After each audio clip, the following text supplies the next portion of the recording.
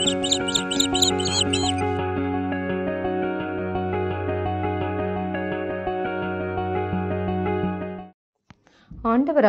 இயேசு கிறிஸ்துவின் இனிய நாமத்தில் பனிமய மாதா ஜெபக்குழு சார்பாக உங்களை சந்திப்பதில் மிகுந்த மகிழ்ச்சி அடைகின்றேன்.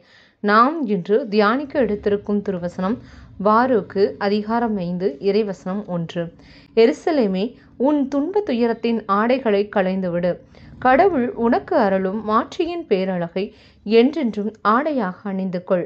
நாம் தியானிப்போமா? கிறிஸ்து இயேசுவின் அன்பிற்குரிய சகோதர சகோதரிகளே, கிறிஸ்து இயேசுவின் அன்பும் சமாதானமும் உங்களோடு என்றும் இருப்பதாக. கிறிஸ்துவுக்குள் பிரியமானவர்களே, நம் கடவுள் மாட்சியின் பேரழகை என்றென்றும் ஆடையாக அணிந்து கொள்ள சொல்கிறார். நாம் இந்த உலகில் பலவித ஆடைகளை அணிந்து கொள்கிறோம். புலம்பலின் ஆடை, தரித்திரத்தின் ஆடை, சோதனையின் ஆடை, பெருமையின் ஆடை என பல ஆடைகளால் நம்மை மூடிக்கொள்கிறோம். அவை நம்முடைய ஆசீர்வாதத்திற்கு தடையாகவே அமைகிறது. எனவேதான் நம்மை நம் தகப்பனாகிய தேவன் அழகு பார்க்க விரும்புகிறார். தன் பிள்ளைகள் தனக்குரிய சாயலையும் தனக்குரிய மாட்சியையும் அணிந்து கொள்ளுமாறு அவர் விரும்புகிறார். நாம் வேதத்தில் யூதித்து என்ற அழகான கைம்பெண்ணை காண்கிறோம். அவர் தம் கைம்பெண்ணுக்குரிய ஆடைகளை அணிந்திருந்தார்.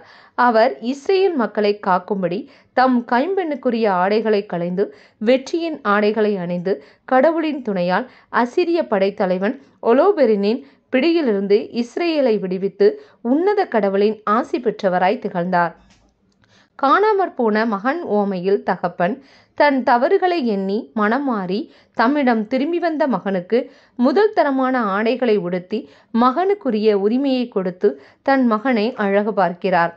திருவெளிப்பாடு அதிகாரம் 19 இறைவசனம் 8 மணமகள் அணியுமாறு பளபளப்பான தூய்மையான விலையுயர்ந்த மெல்லிய ஆடை அவருக்கு அளிக்கப்பட்டது. அந்த ஆடை இறை மக்களின் நீதி செயல்களை என்றுரைக்கிறார். நாம் மணமகனாகிய கிறிஸ்துவுக்காய் விலையுயர்ந்த ஆடையை அணிந்த மணமகளாய் தேவனுடைய சமூகத்தில் உட்பிரவேசிக்கிறோம்.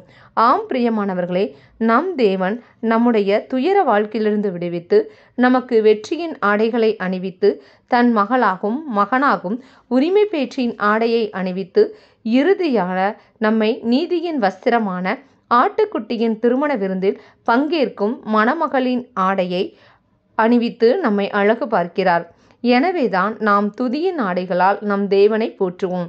நாம் சிறுமைப்பட்ட நாட்களுக்கும் துன்பத்தை கண்ட வருஷங்களுக்கும் சரியாய் நம்மை அவர் மகிழ்ச்சியாக்குவார். நம் இளமை கழுகின் இளமை என புதிதாய் பொலிவோரும். நாம் ஜெபிப்போமா? எங்களை மிகவும் நேசிக்கின்ற எங்கள் அன்பின் பரலோக பிதாவே, இந்த மகிழ்ச்சியின் நாளுக்காக உமக்கு நன்றி செலுத்துகிறோம். நாங்கள் உமது துதியை சொல்லி உம்மை மாற்றிப்படுத்தவும் உமது பிள்ளைகள் என்னும் உரிமை பேற்றில் என்றும் நிலைத்திருந்து உம்மிடம் உண்மையாய் உறவு கொள்ளும் கிருபையை எங்களுக்கு வழங்குவீராக. எங்களுக்கு துயரத்தின் ஆடைகளை களைந்து மகிழ்ச்சி, சமாதானம், நீதி என்னும் ஆடைகளை உடுத்தி நீர் அருளும் மாட்சியின் பேரழகை ஆடையாய் அணிந்து கொள்ள வரம் தாரும். இந்த எளிய ஜெபத்தை இயேசு கிறிஸ்துவின் உன்னத நாமத்தில் ஒப்புக்கொடுத்து ஜெபிக்கிறோம் எங்கள் நல்ல பிதாவே, ஆமென். இந்த நாள் மகிழ்ச்சியின் நாளாக அமையட்டும். Praise the Lord.